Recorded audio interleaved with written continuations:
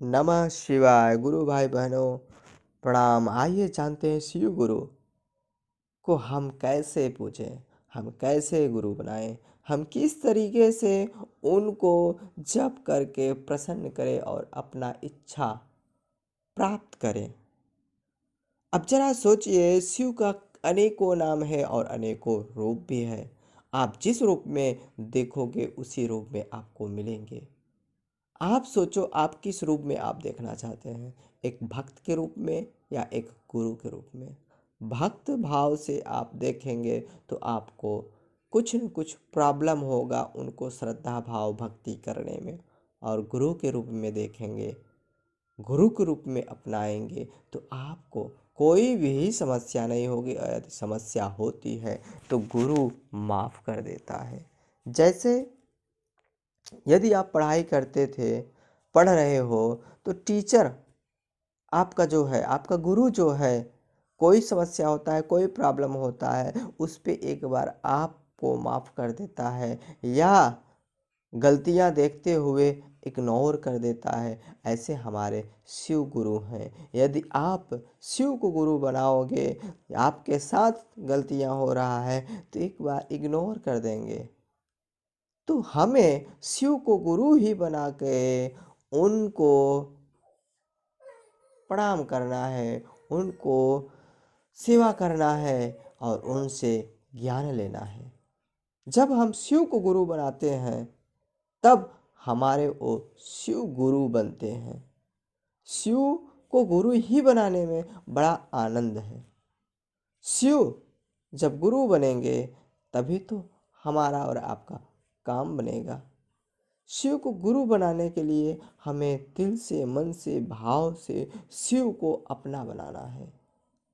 जब कहते हैं, हे शिव आप मेरे गुरु हैं, मैं आपका शिष्य हूँ, इस शिष्या भिखारी पे दया कीजिए।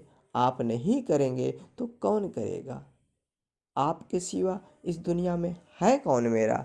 जरा सोचिए, जहाँ हे शिव आप मेरे गुरु हैं, आप मेरे किसी को कहते हैं?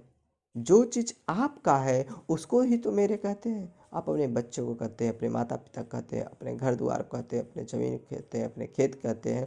तो ये मेरा है, दायित्व है मेरा, हक है मेरा। तो इसी तरीके से यदि आप मेरा कहते हैं तो आपका हक है। शिव को गुरु बना रहे हो तो इस हक को आप संयोग के रखो, सहयोग के रखो, क्योंकि यही हक आपको बार बार कहने से, बार बार कहने से आप शिव को गुरु जब बन जाएंगे, शिव आपका इच्छाएं कभी रोकेंगे नहीं। आपकी इच्छाएं जो है, आपकी ज़रूरतें जो है, शिव जानते हैं कब क्या अपने शिष्य को देते हैं। तो आप शिव अपने शिष्य को जरूर देते हैं। बस आपको शिव का 3 सूत्र याद करना है। 3 ही सूत्र में आपका काम बनेगा। ये 3 सूत्र जितना प्यारा है उतना ही कठिन भी है। तो हमें 3 सूत्र करने के लिए सब कुछ त्यागना पड़ेगा। त्यागने का मतलब, जब आप शिव को पूजा कर रहे हो, जब आप शिव को प्रणाम कर रहे हो, तो शिव और आप ही रहोगे।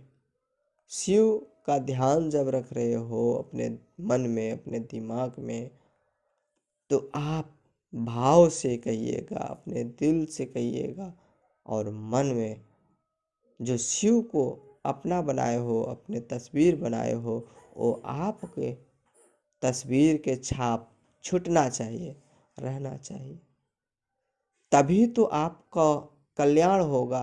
अब लग रहा है मैं तो तीनों चीज़ कर रहा हूँ, बट आप मन से नहीं कर रहे हो, भाव से नहीं कह रहे हो, तो आपको कोई सुख आनंद की प्राप्ति नहीं होगी जब तक शिव की दिमाग दिल में, मन में नहीं रहेगा। तो इसीलिए कहा जाता है कि आप जब भी स्टार्ट करो, शिव को अपने मन में रखो, अपने दिल में रखो। तभी तो आपका काम होगा, नहीं तो शिव का काम चलता रहेगा, आपका काम नहीं बनेगा। कि यार मन में हम चर्चा कर रहे हैं और मन में कोई और आ रहा है, जा रहा है, चल रहा है, तो इस तरीके से आपका भाव तो बदल गया, मन तो बदल गया, बट आपका जो बोल है, भाषा है, वो तो शिव में है ना। तो इससे कुछ होने वाला नहीं है जब तक जो आप कह रहे हो आपके मन में ही हो और कोई भी चीज़ न आता हो। तो आप शिव से ही बोलिए, हे शिव, आप मेरे गुरु हो, आप हमेशा हमारे साथ रहो, हमारे मन में रहो, हमारे दिल में रहो, हमारे भाव में रहो, मैं आपको ही चाहता हूँ। तो इस तरीके से आप शिव को मन में, भाव में, दिल में बिठाओ, डेली उन्हीं से दया मांगो कि आप मेरे साथ हो, आप मन में हमेशा रहो, तब जाकर आपका यह काम हो सकता है। तीन सूत्रों में, तीन सूत्र क्या है? दया, चर्चा, नमः शिवाय। यही तो तीन सूत्र ही आपका काम बढ़ाएगा। साहब भैया ने यही तीन सूत्र देकर यहाँ से अलौकिक शक्ति पाकर जन जन को कल्याण कर दिए हैं। तो क्या आप कल्याण नहीं होना चाहते? ये माटी का शरीर है, आज नहीं तो कल माटी में ही मिल जाना है। इस बल, धन, जमीन का घमंड क्यों करते हो? कम से कम शिव का नाम लोगे तो आपका कल्याण होगा, जन जन का कल्याण होगा। फिर क्यों रोते हो? रोते वक्त तो शिव का याद आता है, ऊपर वाले का याद आता है। हंसते वक्त सब अपने ऊपर ले लेते हो कि ये चीज़ें मैं किया, नहीं करने वाला कोई और होता है और आपका हाथ होता है।